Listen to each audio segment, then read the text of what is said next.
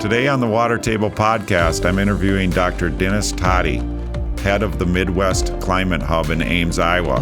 We're going to talk all things climate. We're going to talk about how the past several years have affected us and what he sees for this year in regards to our moisture situation and a potential drought. Welcome to the Water Table Podcast. Today I have Dennis Todey with me. Dennis is the director of the Midwest Climate Hub in Ames. He is a native Iowan. He has a BS and a PhD from Iowa State University in Meteorology and Agricultural Meteorology. He has spent stints in South Dakota, first completing his MS at the South Dakota School of Mines in Rapid City, and most recently associate professor and state climatologist of South Dakota and South Dakota State University. Please welcome Dennis to the podcast. Thanks, Dennis, for joining me. Happy to do it. Hope everybody's having a great day. Yeah. Well, it's fun to visit here.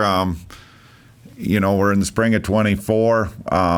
We had kind of a unusual, not even kind of, we've had a very unusual winter here in the upper Midwest, and not a whole lot of moisture, and then just the temperatures for me, and that's something I wanted to visit with you about, get your expertise, but the temperatures are what have been astonishing, is so many days, above freezing, and even nights that didn't get below freezing in months like February and early March. So let's talk a little bit about that.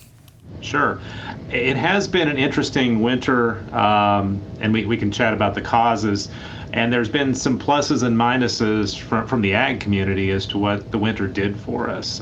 You're right, most of the winter, except for a couple-week period in the middle of January, was very warm. And that was not unexpected given, one, we had a very strong El Niño. El Niño winters have a stronger tendency to be warmer in the upper Midwest and northern plains. And then overall climate issues, our winters are warming. So that combination really, it didn't surprise me how warm we were overall. And then when you combine that with a lack of, we had some precipitation, more of it fell as oddly rain than snow. And then when you look at the northern part of the Midwest, Minnesota, Wisconsin, Michigan, and you look at the snow totals for the winter, it is truly astounding how little snow there really was.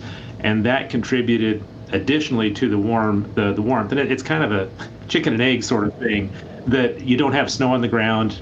It allows the soils to heat up more quickly, and the temperatures don't get as cold just because there's not as much snow up there. Yeah, and that, I'm glad you kind of started with that, because it brings me back to the beginning of the winter, and right before Christmas, around the 20th, I can't remember exact dates, but of December, up here in central Minnesota, we had like 3.5 inches of rain. And, if that rain ends up being snow, it probably changes the entire winter, because it's around the whole time. It holds the temperatures down, and it's for sure in the overnight hours. And, it's probably much more of a normal, not necessarily from precipitation standpoint, but from temperature standpoint, much more of a normal winter. And so just interesting that, we are probably a couple of degrees away from having a very different winter in those days. And and that's just my theory, but you're the expert, and how do you think about that? Well, and yes, putting snow on the ground early in the winter does change the situation, certainly earlier. It might not have hung around as long as we would have expected it to. In central Iowa, we had 2 storms within a week's period that in Ames dropped around 10 inches of snow each, with some additional in between that. And you think, oh, okay, yeah. That didn't last long. 10 days or so after that, all that snow was gone because we got warm again. So it is a little bit of chicken and egg. Certainly, if we'd had snow on the ground earlier, it would have changed the dynamic, but we didn't. And the snows that we did get weren't deep enough and didn't hang around very long. Yeah. So let's back up. What's causing all this? Why are we in the situation we're in?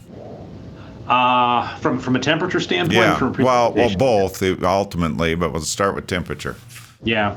Again, when we have El Niños, and we're talking about changes in sea surface temperatures in the Pacific Ocean along the equator, when we have El Niños, which are warming of the waters closer to South America, that changes the storm track and changes how things look over central North America. We're not directly connected to it, so it's a bit indirect, but there's a fairly good signal that the stronger the El Nino, when we have an El Nino, we are warmer during the wintertime. So that was a big player. The other big player is if you look at our temperature changes, what's going on, a lot of our changes a lot of our warming that's occurring is occurring in the wintertime, in our cold season, which has different interesting effects, especially when we're talking about water and how the soils were. That's a whole other thing we should probably examine as to what the warm soils did from a soil moisture standpoint. Yeah.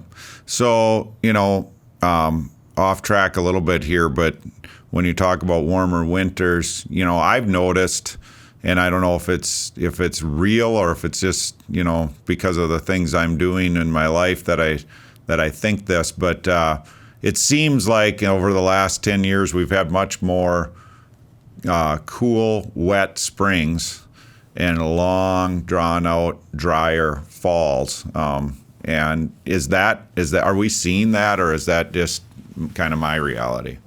And I guess it's what your definition of fall is. Yeah, is what you look at. Certainly, there are a couple things that we are seeing.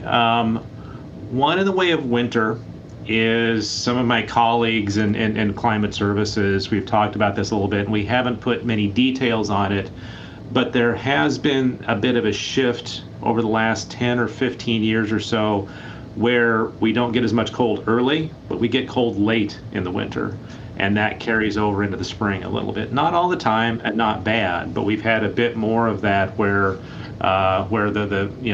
will be relatively warm, and then the colder than average actually occurs late winter, early spring. Now, in the way of a fall, if we want to look at what's happening in the way of season length, in the way of when our frosts and freezes are, that's a whole other component with that. We are definitely seeing a lengthening of our frost-free season. Late, especially, northern areas of the Midwest, our first fall freeze is getting later. Our last spring freeze, the trend is not as strong, but it's also getting earlier. So we're lengthening our growing season and shortening that frozen period where things are susceptible. That's throwing plants in a whole other situation we need to talk about. But that is, that's kind of some of the things that we're seeing overall. Yeah. So, I just think this is interesting, and I didn't plan on asking you this, but I just thought of it as you said that, freeze later and earlier in the fall and then earlier in the spring. Up here in Minnesota, we're all familiar with lakes because we have so many of them. One of the things that I've done over the last 30 years is pay attention, as one of my neighbors was recording for probably 60 years, the in and out of the ice date off the lake, the local lake. And the most interesting in that for me is that in the last 10 years, we've had the earliest ice out, which was this year. I think it was March 15, and we've had the latest iced out in the last 10 years of a 60 to 80 year period of time, which was May 8th. And so that's confusing to people like me that aren't climatologists or aren't into meteorology around. If we have climate change and the Earth is warming, why are we seeing such a variability where we've had the earliest ice out and the latest ice out within a 10-year period of time? Even you could probably say 5-year period of time. But what can you explain that? It is, that's one of the other parts of the climate change issue that we are seeing also is bigger variability. Mm-hmm. So there are certainly, when you look at data, there are trends, but so you kind of focus on trends, but within that trend, there's bigger swings back and forth that are part of that too. So yeah, I mean that is if you look at the overall trend in ice out data, I know the folks at the State Climate Office in Minnesota keep track of this, and they've noted this recently. and later ice ends. And so for people who like their ice sports, it's been a bit of a problem rescuing people off ice and things like that. But there are some of these bigger swings that we're seeing also, which is contributing to our tougher understanding and tougher explanation of some things, because if you look back historically, there's always some of this variation around some kind of an average. But when you get bigger swings around that becomes harder to predict and harder to deal with, because if you think about it from an agricultural perspective, well, we'll just figure on average. Even if the average is changing, we'll assume that average. But if you got wider variability, between the high and the low, you've got a better chance of missing completely whatever average you're trying to go for. So it's why even in the middle of warming winters we still get extremely cold temperatures. The overall cold is still less, but we still get very cold temperatures like we saw this January. And the cold a few years ago that made it all the way down to Texas and caused the problems in Texas. So the overall trend is warmer, but within that they're embedded some of these extremes that are still way out of whack and hard to deal with. Yeah, and I think one of the things that and why you're not the first climatologist, meteorologist I've had on the podcast, and probably won't be the last. And part of that is, I think, for me in agriculture, I want to see and want our listeners to understand where the challenges and the opportunities lie. As we see what you just talked about of these longer periods of time, it does mean when it's wet, it may be wet longer, and when it's dry, it may be dry longer than what we're used to. And how do we deal with, now we're not just talking what we like as in society, we're talking about growing a crop that feeds the world. So, if we're going to get periods of time that are much more extensive dry, how are we going to deal with that? And vice versa, much more extensive wet. And so that's why I like to, visit about these things and think them through. And so let's talk a little bit about where we're at with this drought. And, I think people were pretty concerned about it a month ago. And are we still? We've had more moisture here in the last 30 days, but how do you feel about that? A lot of it depends on location. And a lot of it depends on what we've seen over the last several years. If you look around the Corn Belt, if you look at the eastern Corn Belt, say Illinois to the east, things are in pretty good shape except for far southern Illinois, which is fairly dry. Arcing up around into Wisconsin, Minnesota, Dakotas, things are drier, but probably not as major an issue. And then you get down to Iowa, parts of Missouri, Nebraska, Kansas, we still have some pretty dry issues. And I have to qualify that because you mentioned, we've had some winter rains and we've had some winter snows, and some of that moisture's gotten in the soil. So, hey, we should be in better shape. And from a soil moisture standpoint, we're not bad in places, but down deep in the profile, I'm hearing anecdotally, and it makes sense that we still are dry down that profile. When you start talking groundwater, we have some groundwater deficits, because when you look, especially I mentioned that Iowa, Missouri, Nebraska, Kansas area, if you look back the last 2 or 3 years, over the last 3 years, we're dealing with over 30-inch precipitation deficits in some places. So to say we're out of it, we don't need to make up those 30 inches. We're not going to make that up. We just write that off at some point. But we know we have dryness down deeper in the profile, that when crops get down to that area, that there's not going to be much there available for them. Or if people who are relying on wells or some kind of groundwater, we've heard anecdotally and in some places some water systems going, hey, we know that we're kind of getting limited and we're concerned about this. So we from an ag standpoint directly, we can still do okay if we get the timing of precipitation right. But we need bigger precipitation amounts overall to be able to overcome this. And on the off side, these drier soils and especially some warmer temperatures coming up are probably going to allow people to make some early field work, get movement on field work. Yeah, for sure. And I still think the age-old quote of it takes a long time to get dry and only one day to get wet is is a reality, but it is pretty. I don't think the average, when you just said that, I was quite surprised that we're talking 30-inch deficits over the last 2 to 3 years in certain parts of the Midwest, and that can't be done in a day or two to get back to average. And when we think about it, we really don't want it to, because, okay, let's get 5 inches of rain. How many producers want 5 inches of rainfall in their soils? No, I don't. I want 5 2-inch rainfalls or something like that, because, the bigger rainfalls, you're going to lose soil. You can't, it'll produce runoff. So if you've got a pond or dugout or something, that helps. But from a soil moisture standpoint, we just can't get that water in the soil quickly. Right. Very interesting. So what about on the, we talk about the temperature side. Let's talk a little bit more about the precip side and how you feel about why that happened this past year. Was it the same with El Nino, or is there other factors in that? Yeah. From the winter standpoint, yes, there are indications with El Nino that there is a more active pattern to some extent from the plains up into parts of the Midwest, and then the Great Lakes tend to be drier. So the Great Lakes were somewhat drier, and that up into Iowa and parts of Minnesota were wetter was not a surprise. When you look at previous El Ninos, there always is an area somewhere in the Midwest that gets a bit wetter. It's not consistent as to where that was. So that was part of it.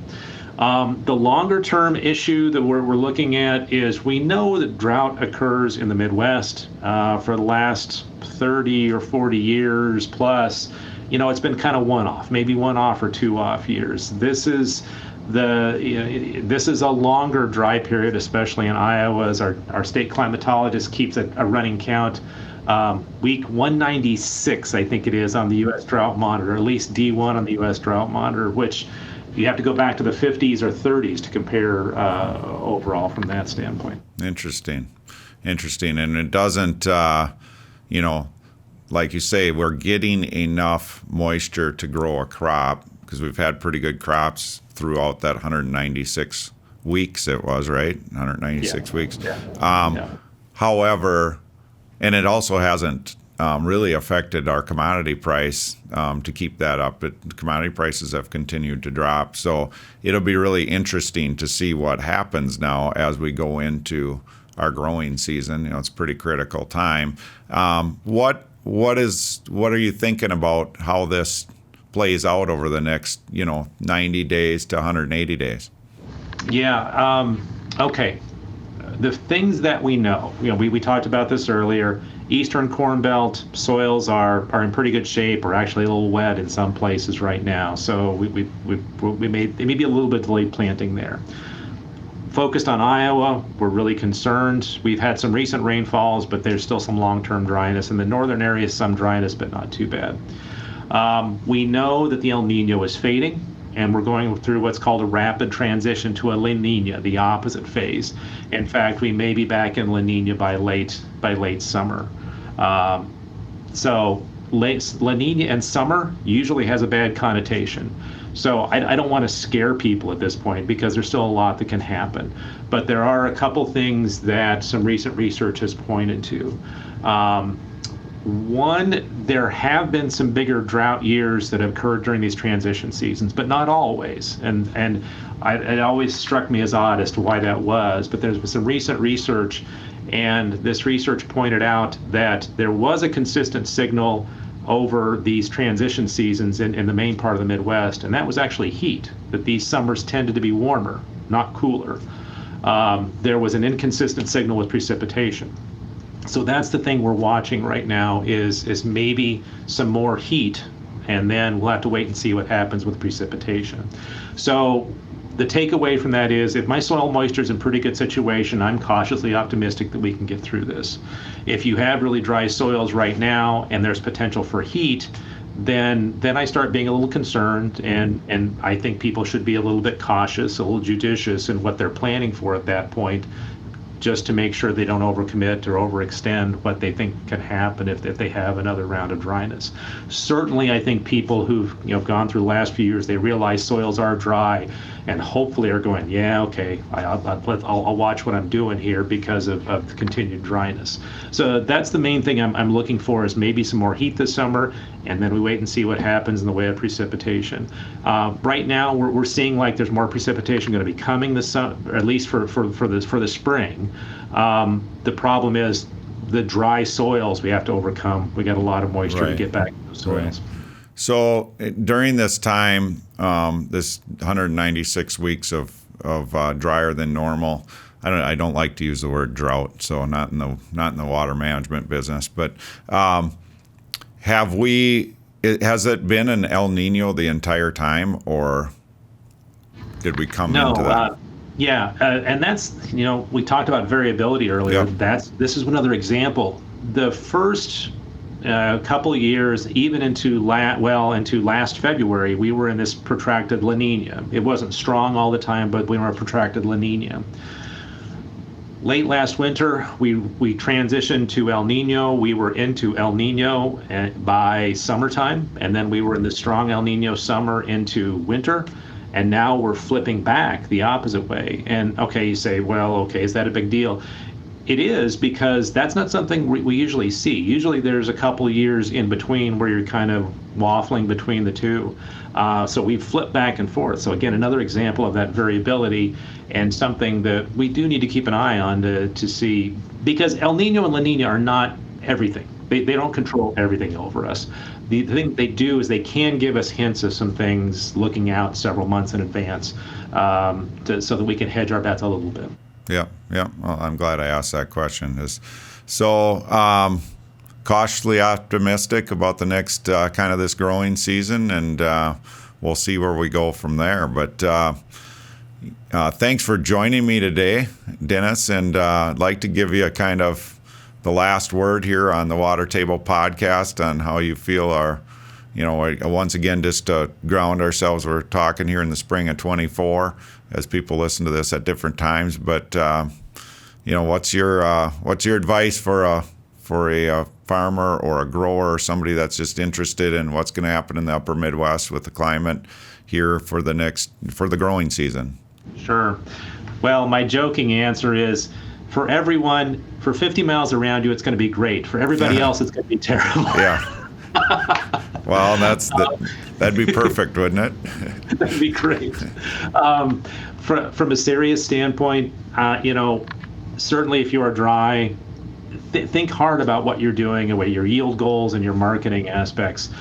That's not my expertise, but we know that there are some potential yield shortcomings that could become because of the dryness. Maybe not bad, but enough. And then the Eastern Corn Belt, we're not bad starting off because from moisture standpoint. So those are some things to keep an eye on. Yep. Thank you for your time and for joining me here on the Water Table today. Take care.